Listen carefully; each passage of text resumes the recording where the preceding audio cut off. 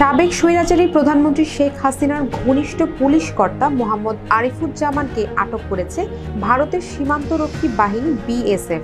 জানা গেছে, মোহাম্মদ আরিফুজ্জামান ছিলেন ময়মনসিংহের মুক্তাগাছায় আর্মড পুলিশ ব্যাটালিয়নের ২ নম্বর ব্যাটালিয়নের সহকারী পুলিশ সুপার এএসপি। ২০২৪ সালের ৫ই আগস্ট হাসিনা সরকার পতনের পর থেকেই আওয়ামী লীগের আমলা এবং ঘনিষ্ঠজনদের ওপর নেমে আসে ধরপাকড়। সেই আতঙ্কেই আরিফুজ্জামান সীমান্ত পেরিয়ে লুকিয়েছিলেন উত্তর ২৪ পরগনার স্বরূপনগরের হাকিমপুরের এক আত্মীয়ের বাড়িতে।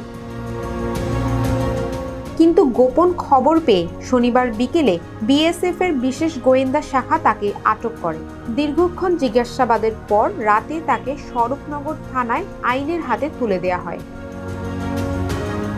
এদিকে ওই পুলিশ কর্তার গ্রেফতারের ঘটনায় এলাকায় ছড়িয়ে পড়েছে তীব্র উত্তেজনা। উল্লেখ্য, চলতি বছরের জুন মাসেই একই জেলার জগদ্দল থেকে হাসান আরাফাত আবিদ নামে আরও এক বাংলাদেশি পুলিশ সুপার এবং ২ আওয়ামী লীগ নেতাকে আটক করা হয়। তবে বৈধভাবে ভারতে প্রবেশ করায় পরে তাদের ছেড়ে দেওয়া হয়।